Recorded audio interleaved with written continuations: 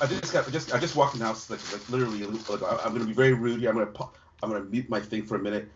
I'm gonna be eating ice cream. I just came in from outside, so whatever. So let's go on. Let's move forward. Let's move forward. Okay. So here is my favorite joke.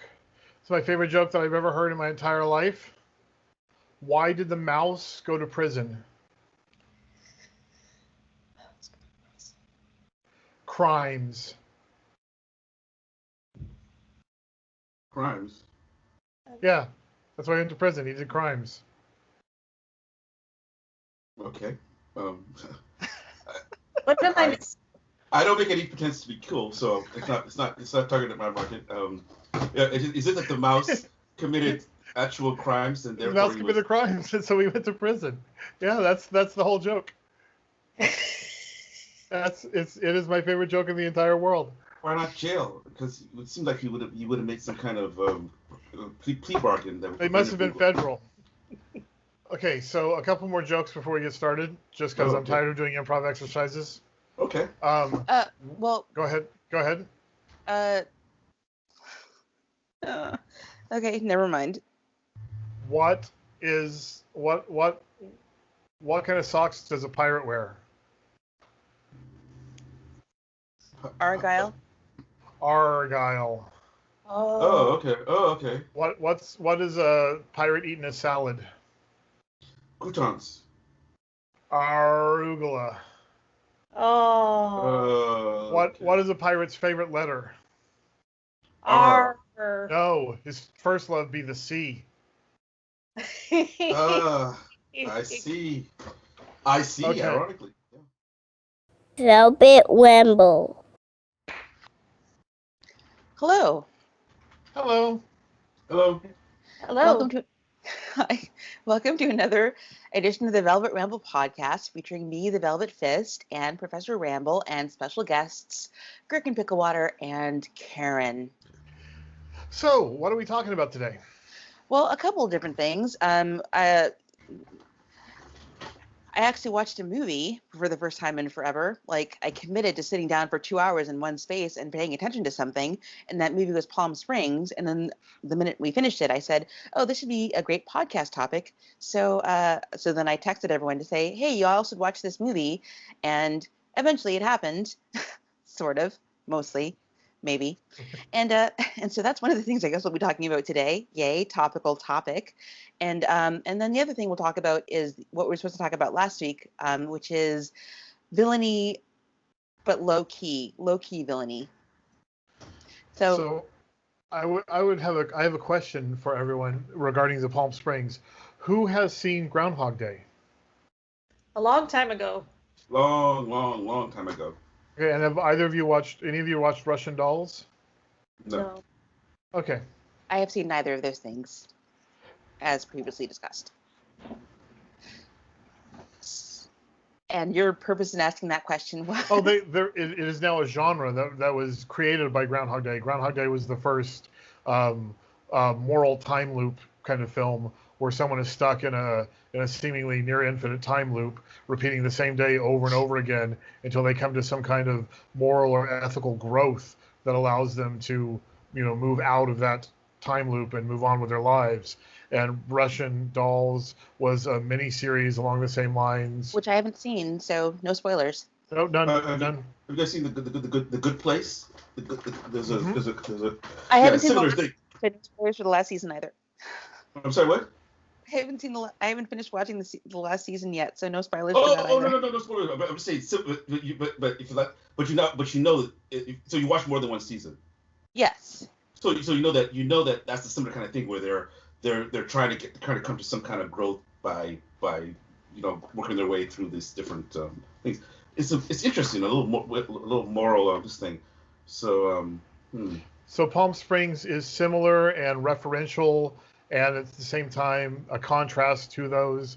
And I was just curious, as in that framework, who all would have the framework to reflect off of. But that was all. That was my only question.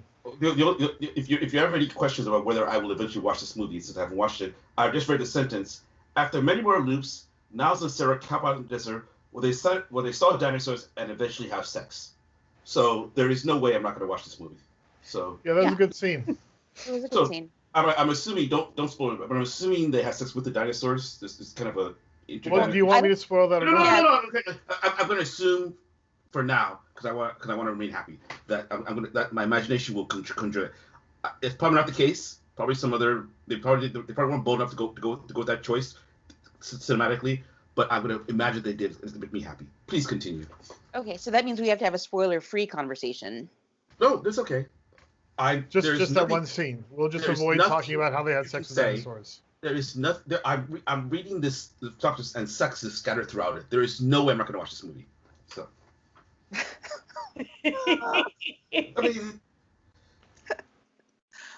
the Land Before Time hentai. Tap out in the desert where they saw dinosaurs and eventually have sex. Come on, seriously. Okay. All right. So, synopsis of the film. If you don't want to be spoiled for Palm Springs, this would be a good time for you to skip ahead 20 or so minutes. Synopsis of the film. It features Andy Samberg and Kristen Milioti, who played the eventual mom in How I Met Your Mother, and Andy Samberg, who was from SNL and Lonely Island and is on Brooklyn Nine-Nine and does other stuff. So Andy Samberg, they're at a wedding. He gives this amazing speech, but he seems strangely fixated on Kristen Milioti as he makes his speech, and she is the maid of honor, because it's her sister getting married. And then after he makes his speech, they talk, and she's like, "Did you believe any of that?" And he's like, "No, but it made for a good speech." And sometimes you have to say things you don't believe in order to get to where you need to get. And then they are about to hook up, and then some weird stuff happens, and the Andy Samberg character named Niall runs away because of the strange stuff that happens, and the Kristen Milioti character, whose name I'm forgetting for some reason, Sarah chases him, and he's like, "Get away from me!" But she's like, "No, I want to help you." And then they both end up stuck in the time loop, and it goes from there. with us not really knowing how long either of them has been stuck in the time loop. Like, clearly Niles has been stuck in there for longer than Sarah, but it's not clear how long in total he's been stuck in there, and it's not clear how long in total they've been stuck in there together. But they get to know each other because it's a romance. As mentioned, they eventually have sex, and then of course there's a falling out because that's what happens, and then a getting back together because that's what happens, and then there is an unclear resolution. So I really liked this film more than I expected to, but also found it a little bit of a downer. I appreciated that the female character was the motivated self-starter, even though she started off with really low self-esteem. She eventually pulled herself up by her proverbial bootstraps, because when you have an endless time loop, that's what you have time to do that. And dragged him along as well because, well, that's a bit stereotypical in that the whole woman elevating a man thing is a trope, I think. But, they meet in the middle to a certain extent. What did you guys think of it? Well, go ahead, Karen. I was gathering my thought. Just the one? The one I was currently having. I thought it was an interesting, almost a metaphor for marriage. And I won't quote it correctly, but at one point Sarah said something to Niles like, or maybe it was the other way around. Somebody said, one of the main characters said to the other, "What if we get sick of each other?" And the other said, "We're already sick of each other." I feel like there was a theme of commitment there that was really interesting. And they had no idea how this was all going to turn out and if they'd even make it out alive at the end, but they still, well, I shouldn't give too much away, I guess. They decided to commit to it. I told you, don't worry about it. Speak freely. Actually, now that you say that, it kind of reminds me of Doctor Who. I think the last episode that the Pawns appeared on, Amy and Rory, where I don't remember all the things that led up to it, but they ended up, I think, I don't remember basically they were going to jump off a building, or maybe Rory was, and Amy was like, I'm going to come with you, and Rory was like, no, and Amy was like, listen, we're either going to do it together or not at all. And that was the same thing, because I feel like that was a moment in the series where Amy fully committed to Rory, as opposed to like having her commitment split between Rory and the Doctor for once. I mean, she had to do it again later, but in that moment, it felt really like, yep, these people are committed to each other, because I don't know, that whole together or not at all thing was a very interesting concept in that moment. And so what you just said, Karen, kind of just made me think of that all of a sudden. So I would say, jumping back a little bit to the beginning of the movie, where he gives the amazing speech, I'd say that was one of the points, and one of the only points where they really heavily were referencing and commenting on Groundhog Day. I mean, you can't do a time loop movie without it being a reference to and comment on Groundhog Day, but that speech, it was kind of positioning it in the opposite realm than Groundhog Day was. Groundhog Day, he has to come to some kind of growth to escape, and his pinnacle moment is a similar kind of scene to the scene that this movie starts with, and makes it clear that is not how this movie is going to proceed and how it's going to end. That growth, and then when they discuss the rules of the time loop, that just reinforces that this is a very different film. This is a very different kind of idea. Okay, yeah, I didn't get that at all, because again, haven't seen Groundhog Day, but I guess that was reinforced when Sarah was flirting was convinced briefly that karma was somehow responsible for them being in the loop, and somehow resolving your karma would release you from the loop. And it doesn't, of course. And it didn't. Oh, that was such a okay, but it's interesting. So now that you've mentioned that connection to Groundhog Day, I can see how they made the point early for anyone who'd seen that movie, and then kind of made the point later for anyone who hadn't seen that movie. It sounds like they were covering their bases in that way. So that's interesting. And no one else has seen Russian Dolls? I haven't. Russian Dolls is, again, two different people stuck in a time loop, and at first unaware of each other both being in a time loop, until they finally start interacting and reacting and affecting each other's worlds. And it's got a glorious happy ending in its own way. That's just a beautiful, beautiful short film. I mean, it's a miniseries, so it'd be a very long film, but it's absolutely worth your time if you find this kind of story interesting.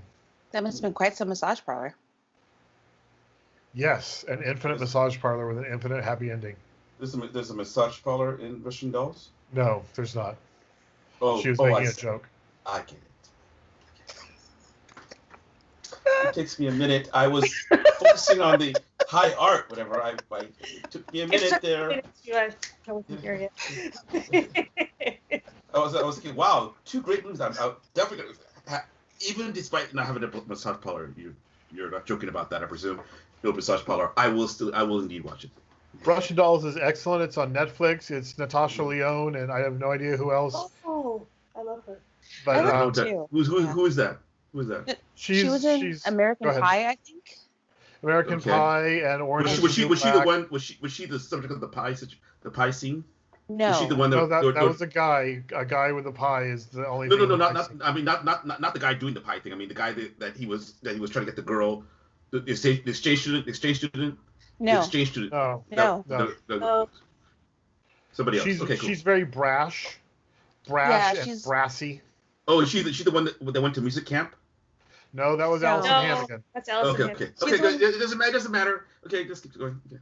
She has curly hair. She's very New York. She was also in a movie called But I'm a Cheerleader, which is why I haven't seen American Pie, but I have seen But I'm a Cheerleader, and I love that film, and I love her because of that film. She's also the one who in real life developed it. She's also in Orange is the New Black. Which one is she? Which one is she? I know that. She's the brassy. The curly hair, curly fluffy hair. Yeah, curly hair. Yeah, I like that woman. Yes. She's and cool. she in real life had a terrible heroin addiction and almost died. So everything she's doing now is kind of like after she is like is, I don't know, kind of a bonus, because I just remember reading an article once about her father, like with her in the emergency room and watching her as they were trying to save her life, and her lung collapsed and all this other stuff. And she's still alive, and she's managed to come back from that, which I'm also really impressed by. Yeah. I will say, in reference to our last episode, she is the only Scientologist I like. Oh. She's a Scientologist? Yep. Oh. I thought they didn't. Yeah, it's surprising. The kind of, I keep telling you, it's surprising. The people like Beck, the people that are in that, it's weird. It's just very weird. Yeah. That's why I can't necessarily dismiss it as some nonsense, because so many people whose artistic work that I like are Scientologists. I just don't, Well, let's not get back into that, or else I'll go off for half an hour. Okay. Also, yeah. I think Beck married into it, so now that he's getting divorced, I think he's married. Beck is married. He was married, and his wife was a Scientologist, and I think he joined as part of like joining the family. But now that he's getting divorced, I think he's taking a step back from that. Is my understanding. I see. So he's doing a reverse Katie Holmes. No, he's doing an exact Katie Holmes. Okay, so yeah, I mean, because he's the guy. Okay. Yes. Oh, so, reverse because of different genders, even though they're doing the same thing. Right. Okay, I'm gonna let that go. Anyway, so I don't understand. So getting back to Palm Springs, I don't have any understanding of any of the scientific concepts that they raised, so I cannot speak to whether or not they seemed internally consistent or even consistent with scientific understanding in the real world. Does anyone know anything about it? Anything more about it than that? I will just say no. I don't think any of us do, and I don't think anyone does. I mean, you're dealing with some very heady stuff there, and she spends a lot of time in the movie studying quantum physics to try and find a solution, and I think that was just a magical MacGuffin. I don't think there is a solution to this magical quandary she found herself in within our understanding of the way the universe works. I will say that I was a bit puzzled by the fact that you could reset your day, and this is a bit of a spoiler, but this entire conversation, whatever. You can reset your day by walking into the cave, but also you can reset your day just by falling asleep. It's interesting that there are two different ways of going about it, and I wonder. Well, I have a lot of questions, actually. It's interesting that there are two different ways of resetting your day. It's also interesting that we don't necessarily know whether the entire world was stuck in a time loop or it was just these people. And the presumption is that it's just these people, but then it's kind of like when they emerge from the time loop, how much time was actually passed? There's no real answer to that question either. There's also perception, because they are perceiving reality. And so the other people around them are also perceiving reality. So when things reset, presumably things reset for all those people who are in the reality. So there might be an infinite number of possibilities. But then you by resetting are jumping between them. There's also a movie called Edge of Tomorrow, which also which same kind of thing, where it kept resetting the day over and over again, which I thought was interesting. So that's the one I haven't seen. That's a Tom Cruise film, right? Yes, it is. And it's didn't they change the title to Live, Die, Repeat? I think they did that for the European. Yeah, they did. It was European in Europe. It was that what you just said, and I guess that was considered too. I don't know what the word is for American audience, so they changed to Edge of Tomorrow, which I guess is makes it sound more Bond-like. But by the way, another movie I highly recommend. It's one of my favorite Tom Cruise movies of all time. So Edge of Tomorrow. Yeah, I will say, if you don't like Tom Cruise, then Edge of Tomorrow is a great movie for you, because much like the only Mission Impossible film that I much like at least the last Mission Impossible film I saw, Ghost Protocol or whatever it was called, the one with the one where they introduced Jeremy Renner's character and where they had Paula Patton, etc. If you like to see Tom Cruise suffer, then these are movies that you will enjoy. Very much so. Very much so. I feel like in a nice way. In those films, kind of tapped into what people want from him, and if So yeah, if you like Tom Cruise, you will enjoy the film, and if you don't like Tom Cruise, you will equally enjoy the film because you get to see him suffer a lot. Yes. So did anyone else have any thoughts about the physics or the metaphysics of the film? Well, I'm assuming, having not watched the film, I'm assuming that the goat is a metaphor, and that will be explained. And just yes or no question. No, it's a real goat. No, it is a real goat. I'm assuming that later I started watching the movie. A goat appeared in the movie. Then the earth cracked, and then two people started having sex. Then my daughter came in, asked because she had seen the goat. She thought the movie about the goat. I had to explain to her, no, these people they're actually talking about the goat face to face, really closely, and get out of the room, whatever. So I think it was like a premonition, the beginning part, like he was having a dream or. Okay. Well, I don't remember that. I guess I have to watch that part because I don't remember that at all. Huh. No, it was the very beginning. Yeah, I literally just turned it on. Goat appeared, and it was a goat. It was in the middle of a desert. There was no water. Goats don't, afraid of how to get there. Then there was a big earthquake, and then two people started having sex. So it was a call forward. It was a call forward to a goat that is kind of instrumental to the solution of the time quandary later in the film. Okay. I'm assuming, this is my daughter's benefit, the goat talks. No, it's just a goat. Okay, that's disappointing. But it does go boom once. Oh, okay. It has one line, and it's quite a significant line. Yes. Yeah. So, I think that covers most of Palm Springs. Yeah. So we can't. I don't know. The only other thing is how it ended. There were two potential endings, and it was kind of interesting when we hit the first potential ending. I was thinking, well, they can't possibly end it here. People would be so upset. And then when we hit the second ending, I was thinking, oh, I understand. They could have actually ended it there, and that probably would have been the more daring ending. But American films don't always go with the daring ending. I feel like if it had been a European film, they would have gone to that first ending. And since it wasn't a European film, they went with the second ending. Yeah. I think, and maybe I'm remembering this incorrectly, but I think when we got to that first ending, I'm like, okay, end it here. And you're like, no, they can't end it here. I'm like, I really wanted them to stop it right there without a clear resolution. They walk into the place, you don't know what's going to happen, movie ends. That's where I wanted the movie to end. Instead of 15 minutes later with two more denouements. Yeah. But they did set it up for, okay. I was happy with the second denouement, the one that involved. Yeah, that made you happier. Yeah, because also the last few minutes of the film when they actually were making their plan, I was like, but you have to tell the other guy, and then they did tell the other guy, and that made me happy because it would have been terrible for him not to know what happened. I was so confused because when they met the other guy after everything, he seemed not to, or the main character did not remember him, and that's why I didn't understand that. Yeah, I had forgotten. That made the whole. Yeah. I think what has happened there is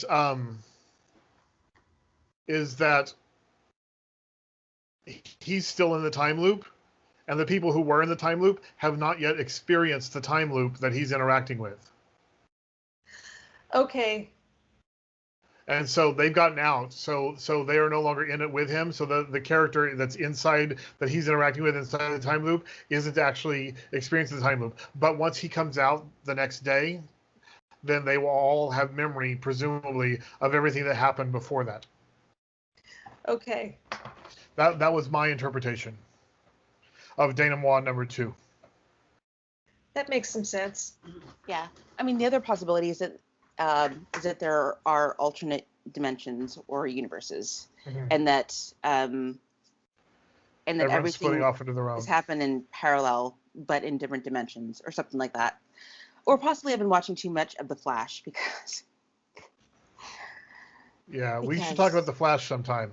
Yeah. That is a wonderful shit show that is very, very difficult to put up with for many, many seasons.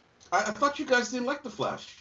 Well, we didn't. I mean, I didn't, and then I did, and I think Gherkin has not liked it for the entirety because even though it was my idea to watch it.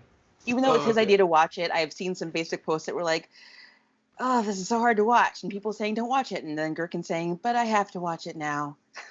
Yeah, I'm a completionist. I have to watch entire things. Well, yes, but also you said that it was my fault that we have to watch it now. And that's partially true. I told you, I haven't seen any of them, but I live in a house that is very, very Flash oriented. They love both human people, and I think even the canine person love that show. They watch it all the time, and they just love it. So. And Professor Ramble, just to be clear, J.K. Simmons is in the Palm Springs as well, and he is the other person we're talking about. J.K. Simmons. Yeah, if you ever watch the State Farm commercials, he's the guy in that. He was also on. Wait, he's not the. Oh, that's the Duck is Aflac. This is a different one. Okay. Yeah, and he was also on SVU. I think Law and Order Special Victims Unit. I think. Which one was he? He's also J. Jonah Jameson in the Spider-Man movies, and he was the guy from that drumming film where he's the really mean drumming teacher. Whiplash. And Special Victims Unit, he was the captain before. I think Olivia Benson is the captain now, but before that. Oh, the guy with the ball-headed guy. Yeah, I like that guy. Yeah, he's by the way, great. By the way, I saw my first Spider-Man. Spider-Man. Which one did you see? I don't know why that was funny, but I guess I got ice cream on your elbow. Yeah, well, wow. If I had known that's some prize physical comedy there. Yeah, it is. I don't know what I'm going to do with the ice cream, but do you have a napkin? You could just wipe it off. You could lick it off. I cannot lick my elbow. Have you tried? It has chocolate in it. I've tried before, obviously, bending to reach other things as well. But the point of the matter is, I was talking about that. I was saying that the comic book Spider-Man. Spider-Man is my favorite. I'm not a big fan of superhero things, whatever. I don't like Batman because it's dark and because it's a metaphor for life, I think. But I love, bad, you never get credit for your if you do good things, you get excoriated for them, and you have lived in darkness while your parents are murdered before your eyes. Are you talking about the Christian Bale Batman? Yes, that's the only one. Is there any other one? I know there are other ones. That's the only one I'm interested in. I get it. I understand. I understand. Purists don't like that one. I like that one. Okay, but I'm fine with it. I just you haven't seen the Keaton Batman? Yeah, I go Michael Keaton Batman all the way. I know the first. That was the first one. That was the one. That was the second one. Jack Nicholson. Yeah, I know both of them. And the second one. I do like those ones. Those were what's the director? The Tim. What's his name? Tim Robbins. No, Tim Robbins. Tim Burton. No, not Tim Burton. I thought it was Jonathan. Tim Burton did the first one. Oh, okay. No. He directed the director. He directed both of them. Okay. Tim Burton directed the first with Jack Nicholson, where he was a Joker. Then the second one, where what's his face with Danny DeVito was a Penguin. So he directed both of those ones, and I do like both. And Michael Keaton was Batman in both of those. I did like that Batman, but I like the Christian Bale one a lot more because of the lines from it. You must become. When I started playing soccer, I would always reflect to her. You must become. You must be whatever. I've forgotten the word. You must become a wraith. You must become your enemy's worst nightmare before she went out and play soccer. I would always say that to her. She got tired of it. But that's Batman. So which Spider-Man did you watch? The comic book one, the one with the black guy. Oh, Into the Spider-Verse. Into the Spider-Verse, where there were multiple universes too, which I thought was. Yeah. And I knew I was going to enjoy it. Ironically, my household had watched it before me, and so but I watched it with them, and I very much enjoyed it. I was going to say Spider-Man is my favorite comic book hero of all time. I've always liked. I don't know why. I've always liked that. That's like Spider-Man.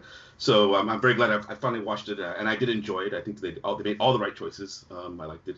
So, but that's all about that. So. Right. Yeah, that was a good one. They're actually going to make a sequel, so I'm looking forward to that as well. Okay, good. Really nice. Yes. So. Should we move on to the other topic? Yes.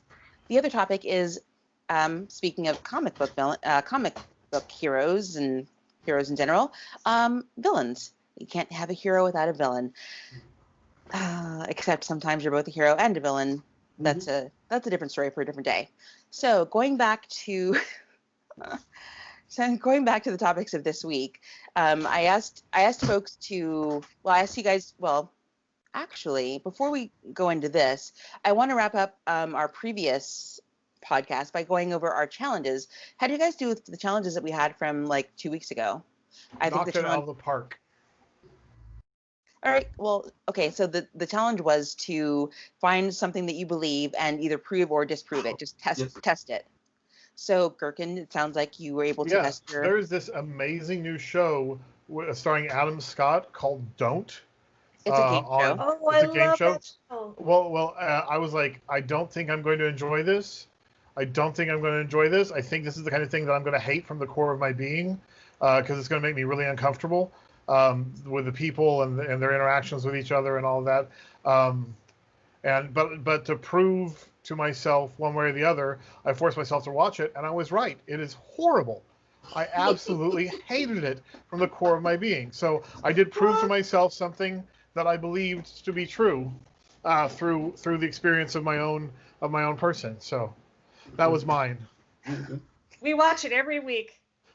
I mean, I did Santa Cruz. Yeah, I like that about him, and also I like Adam Scott because of Parks and Rec and because of Santa Cruz. And I mean, I think it's a show that I could watch, but obviously it's a show I'll have to watch alone.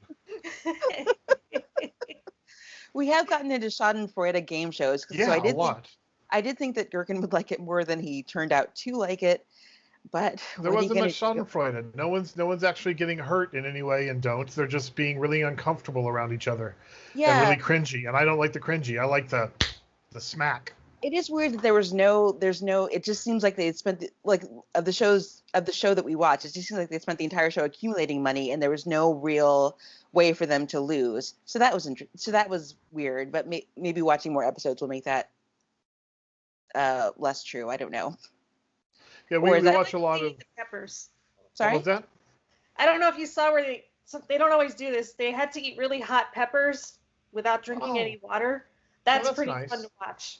That is fun. Have you you've never seen my game show? I produced a game show on YouTube for a little while called the what was it called? The Schadenfreude Face-Off Challenge game show of moderate discomfort. And a big part of that was eating super hot peppers and getting electric shocks and trying to play Jenga while someone's zapping you with an electric wand, things like that. But yeah, we watch a lot of Holy Moly and Cannonball and stuff like that. That is, yeah, it's a blast. And if we could find the American version of Wipeout, I would like to start watching that again because I loved it so unreasonably much. But sadly, never saw that one. So Karen, what was your thing that you proved or disproved? So this is going to sound so awful. I've had this long-standing belief that people in the American South are perhaps stupider than people in other parts of the country. What? Oh, come on. And I feel like since I've been living here for about 7 years now, I feel like people here have proven that to be true. But I know that's probably my judgment. So I did some research about why that seems to be true, and it's apparently a very strong stereotype, especially in other parts of the country that are not the South. And there's actually roots in it that are actually pretty racist because Black American culture is so kind of ingrained in the American South. A lot of it comes from that. And I did not ever think of it that way before. So I learned something new. And I feel a little less judgy now. Nice. Okay. That was good. That's a really good one. Yeah, that is a good one. I will say part of it, I've heard part of it is because Southerners tend to speak more slowly than people from other regions, and that could be part of it. And also it could be based on hillbilly, quote unquote, hillbilly stereotypes as well. Yeah, I think that's true. So. Yeah, Deliverance didn't help anybody. No, it didn't. Did not. Haven't seen it, but it also didn't help banjo players. And really, they suffer the most. When I was making an Instacart delivery once to one of those neighborhoods where it's one of those rich people areas that's up a hill, but you have to drive like a windy, 2-lane road to get to their house. And I was so far, into this area that I didn't have any cell phone reception, so I couldn't navigate my way out. So I was just kind of sitting at the side of the road trying to figure out how to get out of there. And suddenly, wafting through the breeze, I heard the sound of banjos.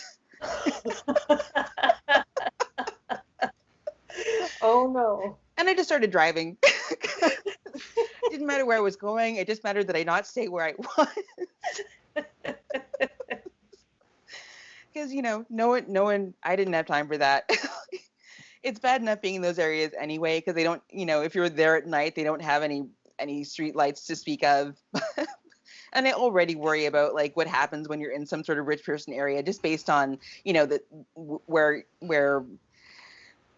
just based on watching Get Out. But like Get Out plus the banjo, deliverance connotations, it was just never mind. So for me, my thing was, because of the recent current events, I had been reminded that, so for my phone, I used to just have a PIN code that I was using, or password that I was using, and then I switched to using the biometric fingerprint scan because it's just easier. And then because of recent events with people getting arrested at protests and that sort of thing, I switched back to just using just using a PIN code, because my recollection was that law enforcement officials like Border Patrol or I guess police officers can't compel you to use your PIN code to unlock your phone, but they can compel you to use your fingerprint, or if you're using facial recognition, they can just hold the phone up to your face to unlock your phone and get your information that way. But then I decided to actually verify that, and it turns out that it may not be legal for them to do that, or it may be something that you can get thrown out of court if they do that, but it may not. It's like kind of a gray area, like, and it's always, and since that is something that, since they can't, there is some legal precedent for them not being able to compel you to give up your PIN code, but there isn't necessarily any legal precedent for them not being able to compel you to use your fingerprint or your facial recognition. And it is always easier to deny them the information up front than to have it thrown out of court. So I feel like I am a bit justified in not in just using the PIN code, because it's still a legal gray area, but it does seem like it's as far as my security, it's a better security measure to go with the PIN code than to also have the biometric. Mm-hmm. And where'd you do? You got your research on that from where? I used a Vox article. So there were several links that came up. One link said it's not legal for them to do that because this court case from 2019. But I went with the Vox article because they kind of presented both sides, and I trust the research that Vox does, Vox.com. So that was me. And Professor, it sounded like maybe you didn't do your challenge. No, I did. Okay, so what was it? What did I do today? Well, I actually did more than one. One of them, obviously I can't. It was there was this. There was Joe Rogan is moving to Texas, so. I did not know that. Yeah, he moving to Texas, so Okay. Because of for various reasons, and then but he's involved in the reason I don't want to get into it in too much detail is that he's one of the people who's involved. He's peripherally involved in this whole transgender argument peripherally, it's just only in one context. But he had some people on his show. When you say this whole transgender argument, what do you mean? So I don't want to get into it in too much detail because. I'm not asking for your opinion. I'm just trying I'm trying to understand the context. Okay, so he's one of the people who's often accused of being an anti-transgender because of the fact his main thing is that he doesn't want people who transition from male to female to compete in fighting sports. Because what happens is they go in there and they end up just beating up all these women. So so what his opinion is basically, if you're going to do that, you have to reveal the fact that you've done that so the person fighting you can make a decision whether they want to fight you or not. But because of that, he gets a lot of arguments because of that. That's where he comes down on it. So that's what I meant by he's peripherally involved. He doesn't have any opinion on the okay. Right. So he had two people on the show recently. One was and then one of them was a younger person who written a book. So I went and read the book, and it confirmed some stuff that I thought. So that's it. That's all. So, okay. Yeah. All right, that's vague. Yeah, I am purposely being vague because. Well, do you have another thing that you can be more specific about? Oh, okay. So, So that was one. That was the big one. That was the big one. Okay. The other one was more humorous. There were several things with my daughter. I've won a number of bets with my daughter recently because she was her track record is not good as far as betting against me on various things. Right. So recently there was one where she was she has this dog, and she was claiming that the dog we have a cat and the dog is. Wait, you have a cat? No. So we have a dog. So there's a cat who's aggressively he comes into our yard, and you would think a house with a dog, the cat wouldn't done that, but the cat is so disruptive of the dog. It comes in and fights all the time. Well, to be fair, your dog is a tiny little skeleton of a thing. I as I mentioned to my daughter before, that I would think that if as a dog, it should be able to challenge this cat successfully, but it hasn't. It hasn't really. Your dog weighs like 2 pounds soaking wet. It's not the size of the dog that's in the fight. It's the size of the fight that's in the dog that matters. Yeah, but your dog doesn't have a lot of room for fight inside of it because it's so small. Again, these are arguments my daughter made about this cat. But so basically, what has happened is the cat we have a yard. Cat comes in at will. The dog gets up, barks all night. The cat. I let the dog out. Dog stands in the hallway. Barks, doesn't go out to face the cat, which I think is part of the problem. Cat just wanders around. Yeah. So I was arguing with my daughter. I'm making her read White Fang, which is this book by Jack London, to show her how wolves, because so it's that this is how dogs are supposed to behave. And so she had been reading it, and I've convinced her that her dog is lacking, and she's now working to correct this problem. So yeah. She's trying to unwuss her dog. Yeah, exactly. That's a perfect word. I'm gonna use that word with her. Yeah. Unwuss the dog. De-wussify the dog. You really don't want to de-wussify your dog. Yeah, it's a tiny little thing. It's gonna get hurt. I mean, if your dog were outside, it could get carried off by a raptor. There are no raptors. No, the flying kind, not the dinosaur kind. Okay. I don't think there are any birds of that level here. And besides, one of the or a hawk, or Okay. That might be true. We're not talking about a hawk, or we're talking about a cat, a very fat cat, I would say, because it is quite large. And this cat is coming into our yard, which this dog, and she's been claiming this dog as a guard dog. Basically, you're taking your little domestic house dog. It's not my. First of all, it's not my dog. And you're going to put it up against. It's not my dog. You're going to put your dog up against a street cat. It's not. It's okay. It's not my dog. Do you like your dog? Do you want your dog to live? I want my dog to be able to walk around with his head up. It's not my dog. It's her dog. Okay. So let's be clear. It's your dog. It's not my dog. I don't even walk it. I don't even walk the dog. You don't walk the dog. Well, that explains so much. No, she walks it. It's her dog. I'm pretty sure you feed the dog. I don't. I do not. That's her only choice to feed him. Who buys the dog food? What? Who buys the dog Actually, Sean buys most of the dog food. All right. I've spent not a penny on this dog. I've thousands of hours building an outdoor house. I've done that for it, and now the dog spends a lot of time. Look, I feel like we're spending too much time on this dog. Okay, I'm just saying that the dog is. I've won the argument against. I think I've convinced my daughter that there's a problem, and she's working on it. So that's all I have to say about that. Okay. Professor Ramble. Yes. You build things. I have built things before. I'm not. We need a wedding trestle. I don't know what that is. You know how when you got married under an arch thing? Okay, that was. I assume you said a wedding trestle? Yes. I wouldn't want to do that for you guys, because I think you guys you deserve a nice one, built by an expert, a romantic person, not something built by crude and misshapen hands, which would not be able to emote the amount of love and respect and joy such a thing would mean. I mean, we would obviously plan to decorate it. We just need a structure. Okay, well, I of course am willing to do anything in my own way. I only fear that pool house if you'd be willing to like construct one from a kit. Oh, from a kit. Yeah. I could do that.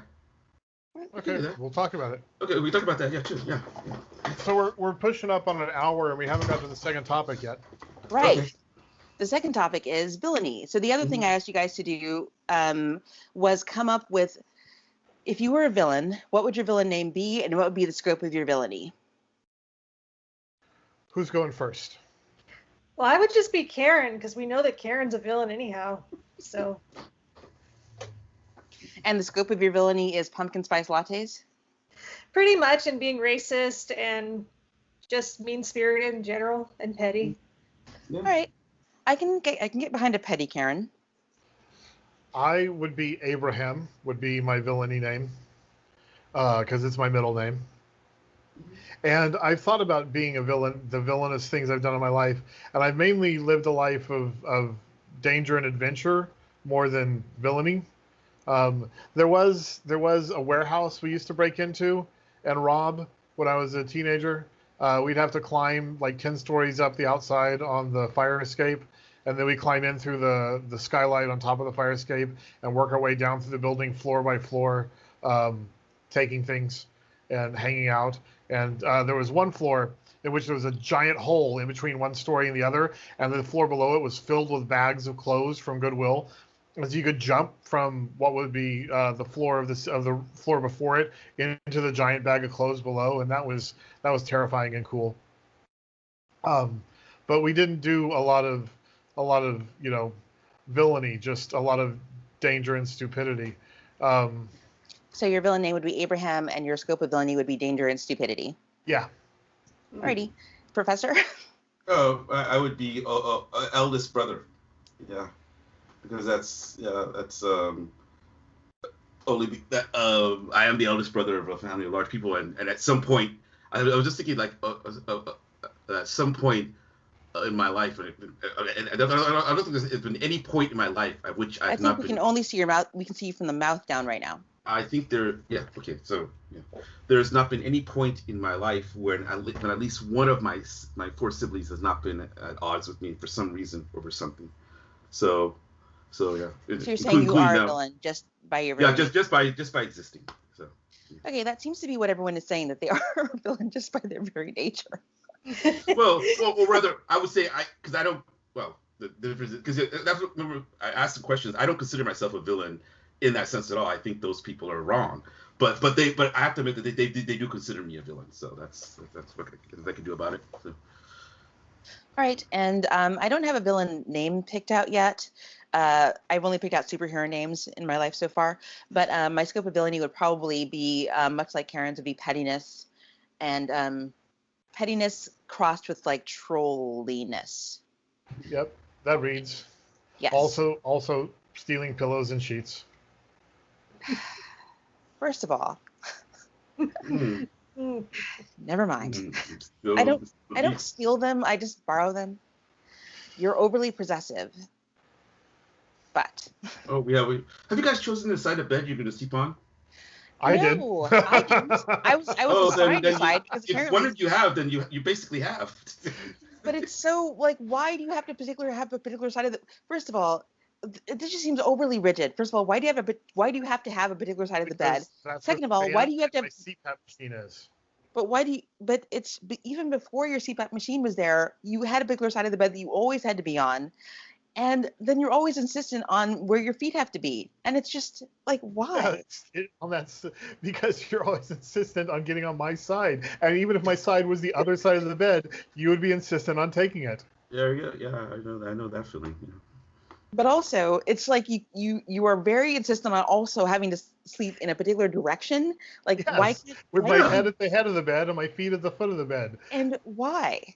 Because again, I have a CPAP machine and a fan. But even if you did not, you would still be insistent on that. You don't bring the CPAP into it because you were always like this. But if I could defend him a little bit, I'm also like that. It's like, getting to sleep is not easy, and It's not. Oh, she doesn't know.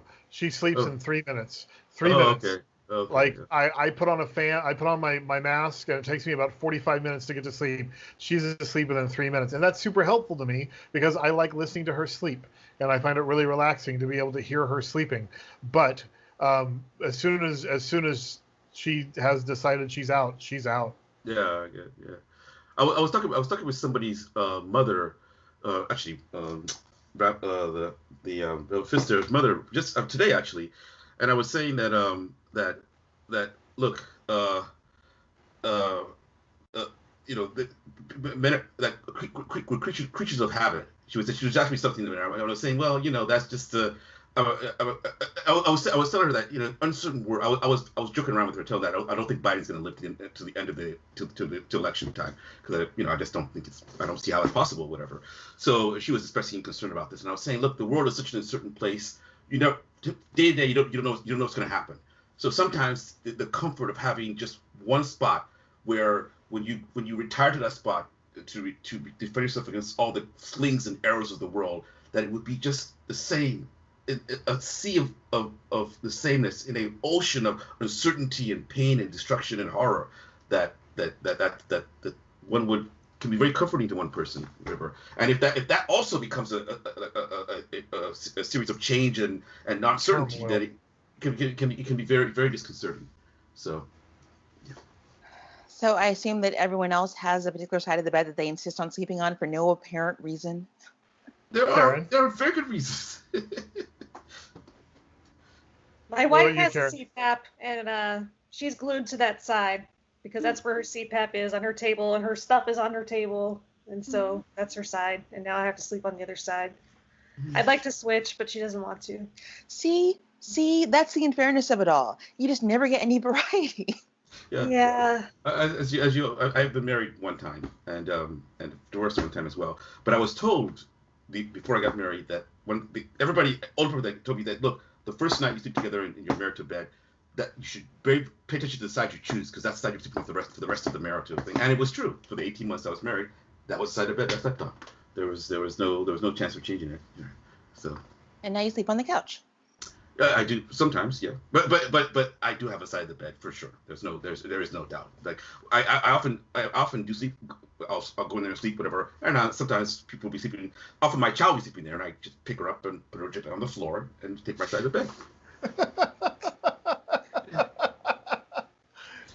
Yeah. All right. Well, children's hips can handle that. Yeah, she can. Yeah, of course. Yeah. Get a little dog bed. It's fine. Alrighty. So I also asked folks to share if they would be willing to share stories of their low-key villainy.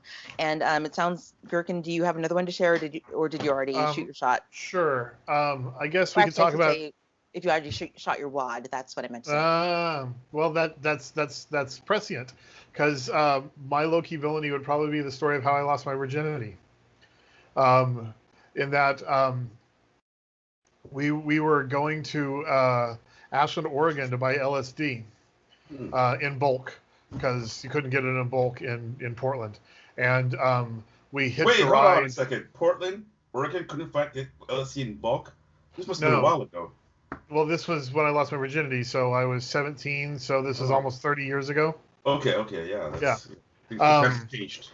So we hitched a ride with some guys who turned out had stolen a car and a gun, and the stolen gun was from someone else, was in the trunk of the stolen car, and they'd stolen plates off another car to put on, stolen the front plate off a car to put it on the back of this car, so you couldn't tell it was a stolen car.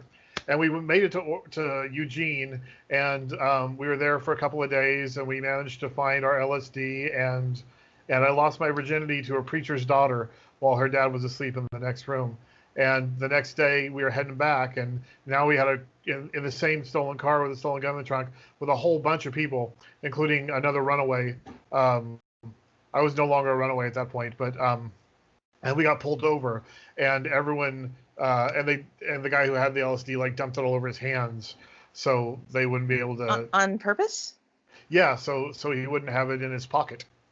It was liquid, and why don't he just pour it outside the door of the car? Or yeah, I don't know why he didn't just pour it on the floor either. He was young and dumb as well.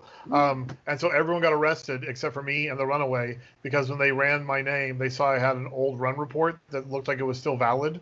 And one cop said to the other one, so we arrested this guy too? He's like, no, he's in enough trouble already. And so they sent me to juvie instead of arresting me and charging me. And the next day they realized the run report had been canceled like 6 months or a year earlier and let me go. And that was my flirtation with criminality. Well, how were you a villain? How were you? You did nothing wrong. And I'm also making a note, but I'll ask you later on how, in the course of the story, you ended up being in contact with a preacher's daughter. I wouldn't have thought a preacher would come into the scene while one is. I never met him. LSD. What? Yeah, I never met her father. So. Well, but the logistics. So my crimes later. Buying drugs, and riding around in a stolen car with a stolen gun. Those all could have gotten me into a lot of trouble for the rest of my life, and I got very, very lucky. Well, I think there's a difference between a criminal and a villain, especially since you didn't know the car was stolen, you didn't know the stolen gun was there. Oh no, I knew everything about it. Oh wow, that was really stupid of you. But you didn't do it. You didn't do it. You didn't do anything. You just were along for the ride, and then you basically. That's not the way the criminal justice system looks at it. Okay. Did you lie to the preacher's daughter about anything? No, I don't think so. I had a girlfriend at the time, but I think she knew that. Did your girlfriend? No, my girlfriend did not. I don't think my girlfriend did know. Villainy. Did you know that? Did you know this woman before you went to Oregon? I mean, before I went to Eugene, no, I didn't. Eugene. No. So I met her while I was down there. Yeah. Okay. What religion? Catholic, Protestant? Probably Baptist, I would guess. Protestant of some kind. Like a PK, a pastor's kid. So yeah, it sounds Baptist. Okay. Yeah. So that's my low-key villainy. That definitely is in line with the whole danger and stupidity aspect of your Danger and adventure, not stupidity, adventure. Danger and adventure. It's stupid by default because I was a teenager. Yeah. Dear God. I would disagree. I don't think you necessarily sound stupid because things worked out. I mean, you were doing what teenagers do. Lucky. Yeah. I got really lucky. All right. So, Professor Ramble, do you have any stories of villainy? Villainy but funny? Oh, okay. Have you? There's I think I just about the goat before, my brother and the goat. Remember, right? I've heard that. Okay. Has anyone else heard that story? I've not heard about your brother the goat. I know that one. Okay, I have two brothers, and so two brothers. Obviously, one of them is older than the other one. One of them is the youngest in our family. And when we were young in Nigeria, the brothers right after me was very. I think I have told this before. He was very serious in life. He was very he didn't necessarily like living in Nigeria a lot. So, and he spent a lot of time. He was very into prints. He would decorate his room a lot, whatever. And my room, on the other hand, I had nothing in my. It wasn't decorated at all. I just stacks of books all over the place and whatever. And and we had these animals in this. We had a goat, very, very, very, very perverted goat, just for very many reasons. And I feel like all goats are perverted. Yeah, but this one was particularly. It was. Yes, I know. I got it. I remember. The point is, it was a perverted goat. Okay, and my next brother, for some reason he would take this goat and he would push it into my brother's room and close the door. And as she goes eat paper, and then my brother would come back. My brother, he has a lot of anger, even to this day. The reason I remember this recently, I recently talked to him, and he was angry about something, and I couldn't really figure out why he was angry. And I remember when he was yelling at me, I remember thinking, oh, well, you must be seeing things very differently from the way I'm seeing them, because he was. I was talking about something about to do with the riots in Chicago, and I was agreeing with him, the riots in Chicago, and he started screaming at me for some reason. I couldn't understand why he was so angry. And I remember remember the goat incident, because I remember my brother did this more than once to him. I think it's 2 or 3 times. And then he would do it, and then then my brother would go after him to kill him, and then he'd run to my room, and he would, and then I would always prevent my brother from beating him up, whatever. I don't know why. I just, didn't. Well, actually, I do know why, because mainly because he was too angry, and he wouldn't be able to stop himself beating him up, and I'll get in trouble because of whatever.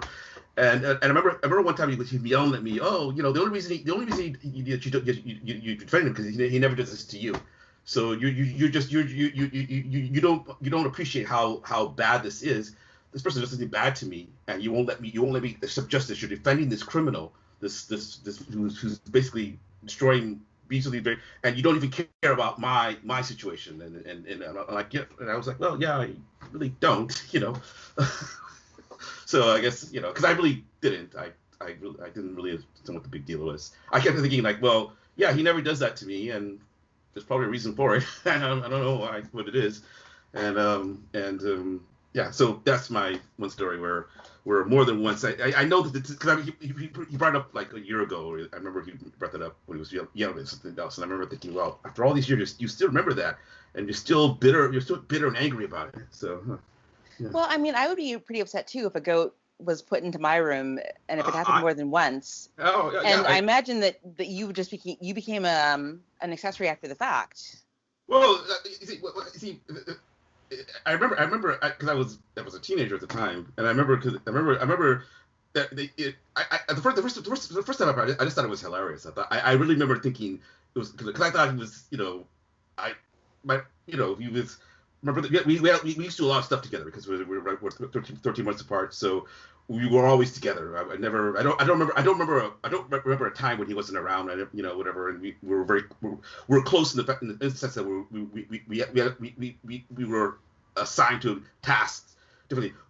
He also the people who agrees with me that chickens are evil. There's no doubt because a lot of what we did was feeding these thousands of chickens, whatever. So I remember but I remember him that he would I remember like the first time it happened. I remember thinking, wow, that's very bold of my younger brother to do that because he knows how violent my younger brother there is. Number one, and number two is like come on, it's like yeah, it's bad, but there's it can be recovered from, and and you're taking it a little bit too seriously. Is the life of your youngest brother worth the life of this thing? I said I'm a villain. I'm not denying. You asked me to tell the story where I'm a villain. I am the villain here. I'm not claiming that I'm some good, nice person here. So the first time it happened, and then the second time it happened, I was like, I don't remember lecturing my younger brother telling me, dude, you kind of have to stop. I remember just thinking, look, like you can't beat him up. It's just, get over it. Like, yeah, he doesn't do it to me. Maybe you should think about that. Why he doesn't do it? He doesn't do it to me. I don't remember having a lot of sympathy for him. And now years later, when I think about it, I mean, that probably was very, very, and knowing the kind of person he grew into, it was not nice that was done to him. It was many other things, whatever.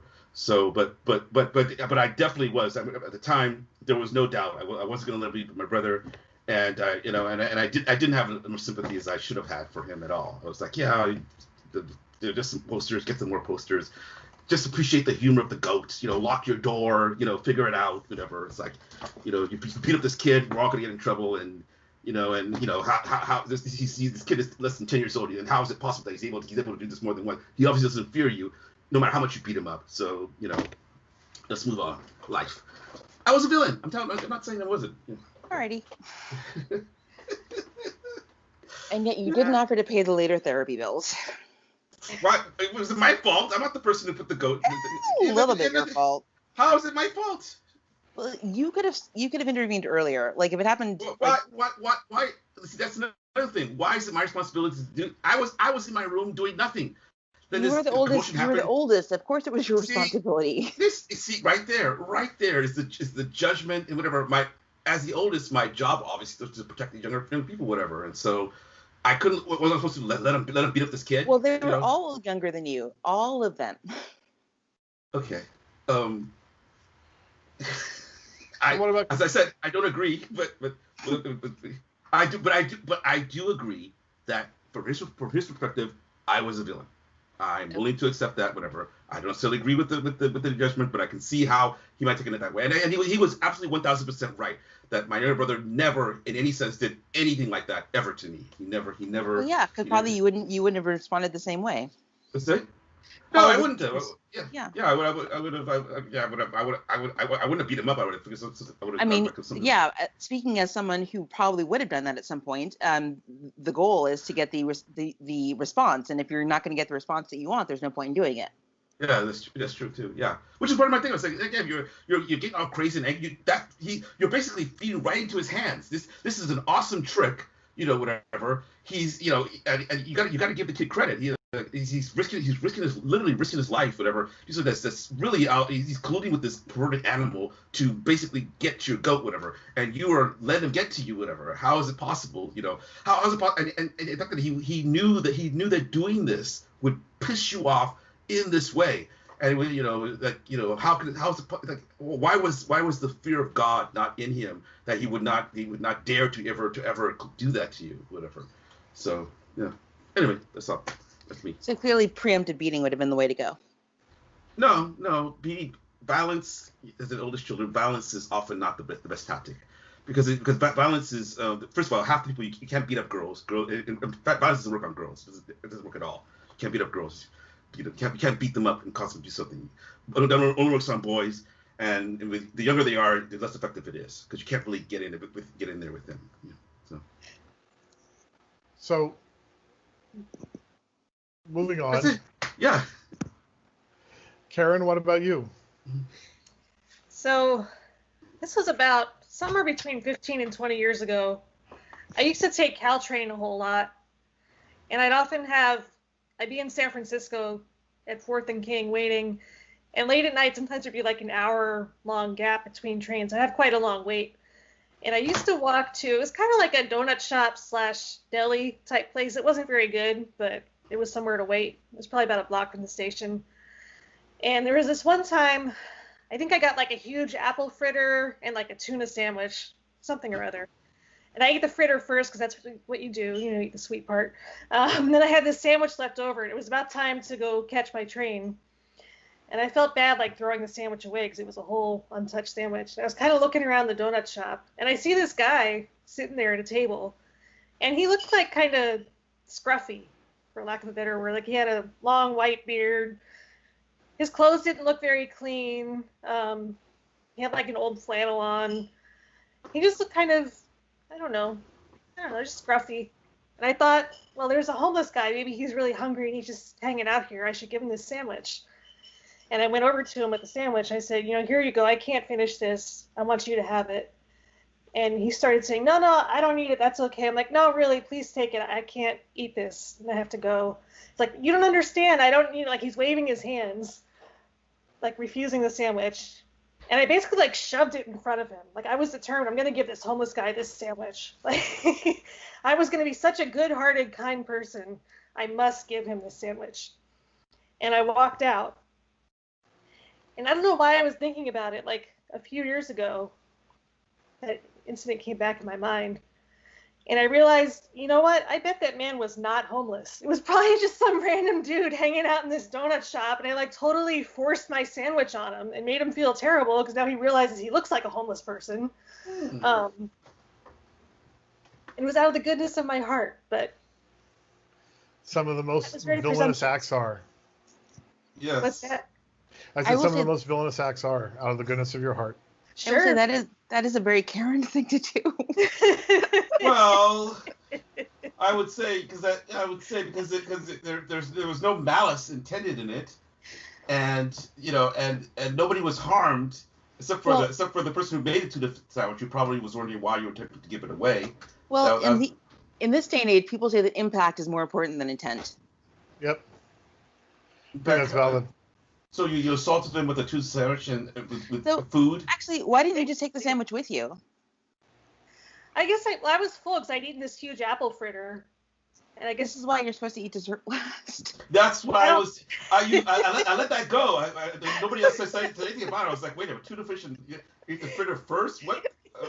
That doesn't make any sense. That sounds way more villainous than what eventually happened. Because I bet you if you diabetes, but I bet you if you were giving him the fritter, he wouldn't have been so feminine in his refusal. Well, actually, the other thing that occurred to me is that maybe he just doesn't eat fish, because I remember a friend of mine in college, there was he had just come from the grocery store someplace. He was walking from someplace to someplace else. He was passed by a woman who actually was, I don't know if she was homeless, but she was begging on the street.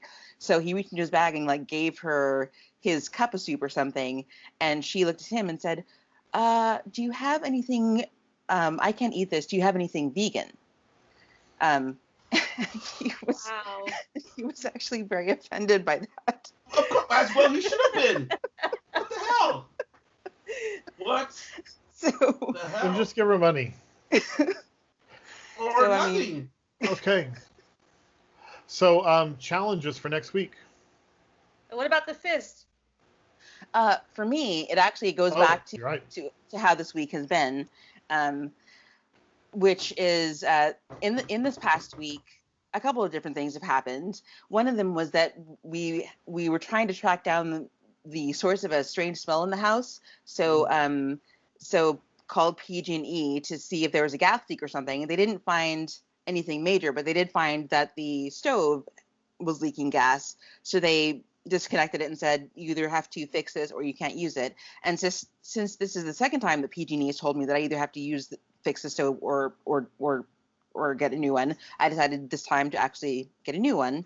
And because my budget for this is nothing, I was trying to figure out how I can use nothing to get something.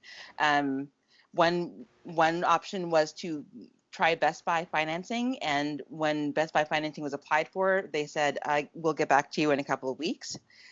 And so I went with the backup option, which was to go to an outlet store, which is the same outlet store that I tried to buy a refrigerator from earlier this year.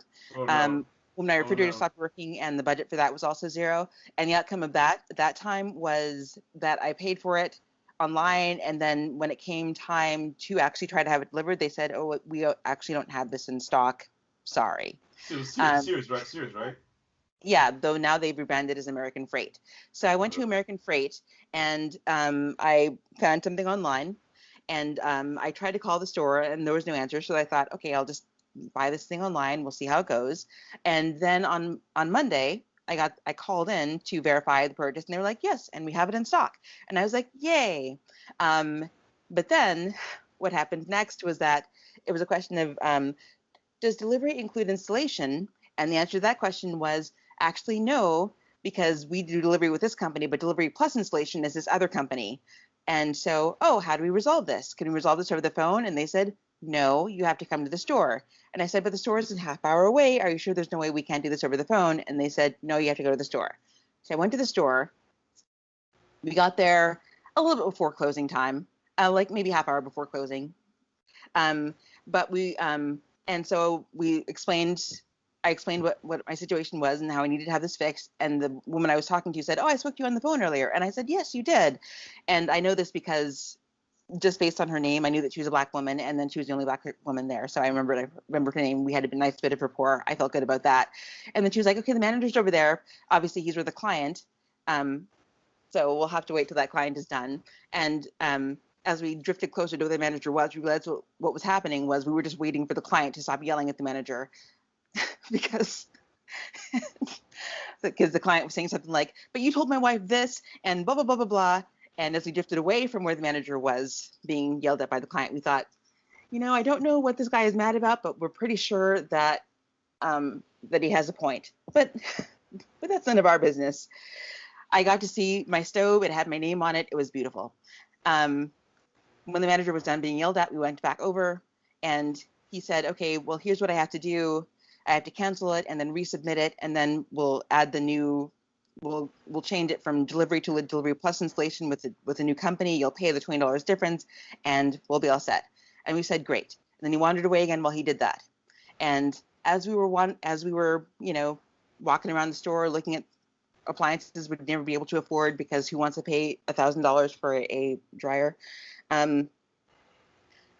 the store closed, but we thought it's okay because we got here well before closing time. They're definitely not going to kick us out before resolving our issue. And then a bit later, the manager came back and said, "You guys are going to kill me." And I said, "Why are we going to kill you, Danny?" And he said, "Well, so I went ahead and canceled your order, as I said that I needed to. But what I didn't realize is that the main office is closed, and so I cannot recreate your order because they're closed." And I said, "So are you saying that I no longer have a stove?" And he said, "No, your name is still on it. I'll leave your name on it. Everything's fine. Just come back tomorrow."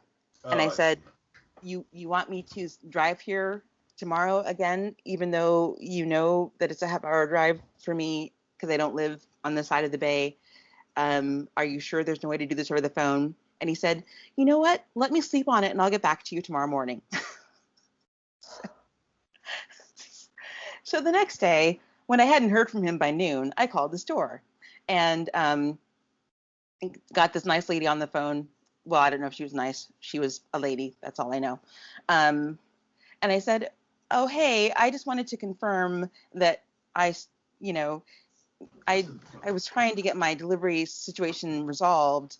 And she looked in the system and said, "Yes, we have your thing set for delivery on the 18th. I said, "Well, actually, I need it to be delivered and installed."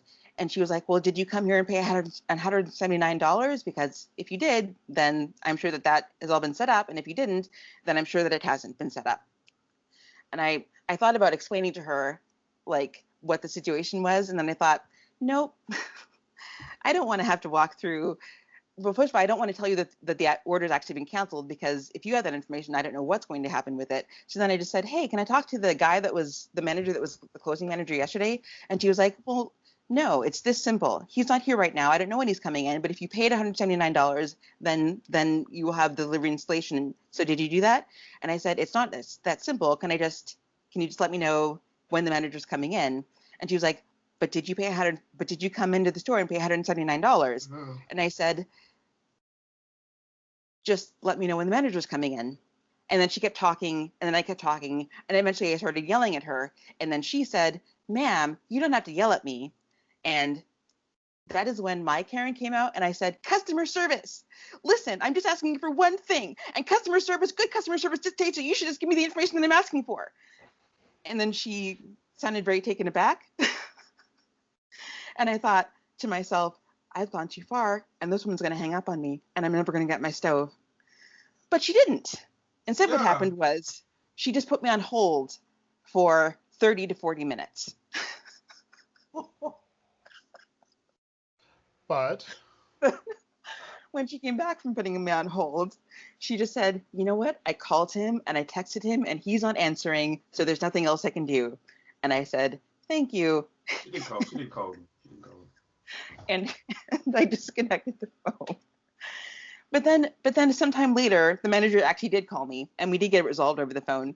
So I got what I wanted by throwing a bit of a tantrum. But I also, as I was talking to the manager, I was like, "Oh my God, did this poor woman tell you that I yelled at her on the phone?" And that I just felt like, thank you for resolving this, but also I felt like I was being like the worst possible customer. You're worse than the man who was yelling at him the day before. Oh, definitely not as bad as that guy, because I was nice. It seems like that. It seems like in the stove and fridge business, getting yelled at is part of the job, you know. Yeah. When she was on the phone with the lady, I was having a lot of trouble keeping my temper, and I wasn't on the phone with her. I was blowing up while she was talking to the lady. Yeah. Yeah, these people they're not human. They're robots. So that's the thing. Yeah. Well, I mean, she was human. The problem was she just wasn't. She was a human being that wasn't listening to me. And that's what I mean. They're just she could.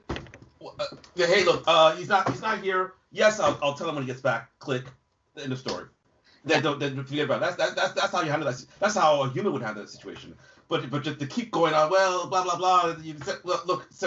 If the answer was simple, you're trying to be smart. You're trying to be clever. Oh, if you pay $779, what the hell? Obviously, I didn't pay that. Obviously, if I paid that, I would be yelling at you. I paid $179, so you know I didn't pay $179. So you're just being a butthead by asking me about it. I didn't pay $179. Look, this phone call is taking too long. Just get me the guy that I want, and I want to talk to you. Let's move on with our lives, whatever. But I don't, just that's what I mean by robots. They're just. I think it's because they're not. If they're to have that job, whatever, you probably can't be a very creative thinker, whatever. So. What I mean is like, look, she's trying to be mean to you or trying to be snarky to you by demanding that you give her a piece of information that is irrelevant. It doesn't matter, I think it's more that she deals with upset people all the time because their company is garbage, and so she is just frustrated and tired of people yelling at her and isn't willing to deal with it. So she's not listening anymore because there's only so much she can do. I don't think it's so much about robotics as about frustration. Also, we can't see your face anymore, Professor. Yeah, we're getting you. But my thing is that, look, your part of the job is dealing with other human beings. She's a customer. She's paying money to buy a product from you. You're asking her a question. You paid $179. Now, if she wanted to answer the question, she would have just told the answer right away. Yes, I did pay $179, and I want my damn stove. What can the information about $170? She's trying to blow you off. Oh, if you didn't pay $179, well then you don't get it. Click, it's trying to be snarky. It's like, look, it doesn't matter whether or not she's paid $179, because if she had that information, she would have given it to you right off the bat. And since she's not giving it to you, then let it go. Just tell her what she wants to hear. Like, look, I'll make a note. Danny can deal with this when he gets back. I'll push it on to him, or just lie and move on with your life. It's like because by demanding this, you're obviously making her upset. Her upset is moving on to you. You're not really being a good customer service person. It's like and I'm sorry, the customer. I am paying money to you to buy stuff from you, so you should be catering to me. Because there are many places that make stoves. I'm buying your stupid stove, whatever. You have no reason to be snarky to me. You are okay. I'm also getting upset. I don't see how you're the villain. I don't see how you're the villain in that. But I guess I don't think you have any reason to feel guilty. All I can say just really, these people are not human. You're claiming they're human. I don't believe that for a second. They're human, Professor. They're not. I disagree. I spend a lot of time working in customer service. I want to generally have a better attitude towards customer service people because it isn't an easy job. I agree. And so I did feel like a villain in that just because I don't know, it's just walking the fine line of like, you want to get what you want, but you also, and this person is kind of in the way of that, but you don't want to feel like a steamroller kind of pushing them into the cement to get to what you want, like, because they're human as well. So it's that, like, I'm sorry that I yelled. Can you just answer this one question? But it's also frustrating because I'm like, listen, this is not good customer service. What are you doing? It's not. As I keep saying, it's not customer service. It isn't. In no sense of the word, it is. It's like, look, again, this is America. You are a company. You're selling stuff to me. I am giving you my money. Okay? I'm asking you a question to make requests. It's like, all you have to do is just say, I will do what you request. And even if you're lying, even if you lie to me, it's like simple about with politicians. Lie to me. I don't mind being lied to, as long as the lie is at least believable and at least it's within bounds. It's fine. Because otherwise, if you keep demanding me answer this dumb question, whatever, I feel you're not listening to me. Look, I asked you for information. You asked me some damn $79. What? How's that coming to play? And you're trying to blow me off like if I didn't pay $170, then I get my stove. Who the hell are you? I think you should weigh the $179 because you're causing me stress. Whatever. Okay, that's just my opinion. Okay. You can see how I could be considered the villain in that situation, but I just whatever. People are generally evil, so I don't know. In various ways. All Did that you get said, It's being delivered on the 20th, God willing. God You willing. know what's hilarious? We just got a new fridge. We got a new fridge. Mhm. So I remember you doing this before, and it was so obvious because I told my people in the house we need to buy a new fridge. Walking to Costco, whatever, they saw the first fridge. They said, "We're getting that fridge." I said, "What about these other fridge?" No, that fridge. That's the fridge we're getting, and that they would hear no other thing. And then we walked away, and they came back, and the fridge is coming. Yeah.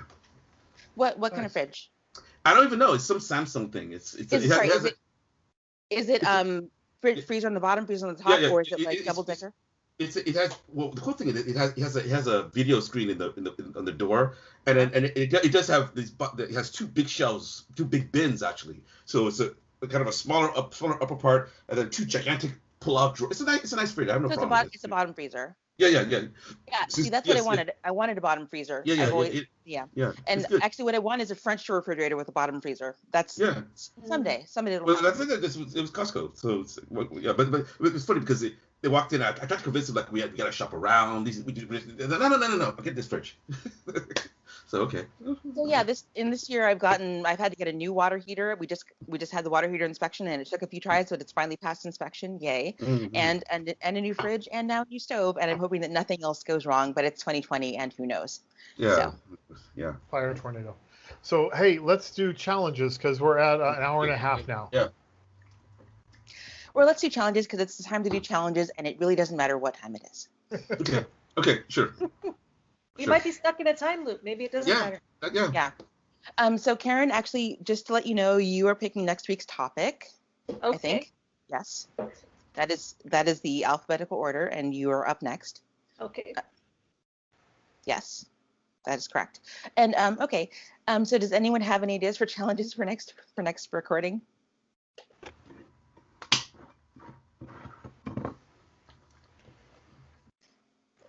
Take that as a no. Okay, let's see. So last time we did a challenge based on kind of thematically based on what the topic was. This week we talked about time and physics and movies and So how about the challenge for next week is come up with a piece of media that you would recommend that okay. that you would recommend out to the rest of everyone else. Okay. Easy peasy, lemon squeezy. Yeah, that's a good one. Yeah. Cool. All right. And with that said, thank you for listening to another edition of the Velvet Ramble podcast. If you'd like to join the conversation, feel free to leave a comment if you're listening on a platform that allows you to leave a comment, or you can send an email to velvetramblepodcast@gmail.com. If you'd like to find out more about this podcast and other podcasts that are in the same podcast family, I believe you can visit picklewater.com. Is that correct? That is correct. Otherwise, just have a great week. Try not to melt or freeze, depending on where you are, what hemisphere you're in. And we'll see you next time. Okay. Peace out. See you next time. Okay. Peace out. Bye. Bye.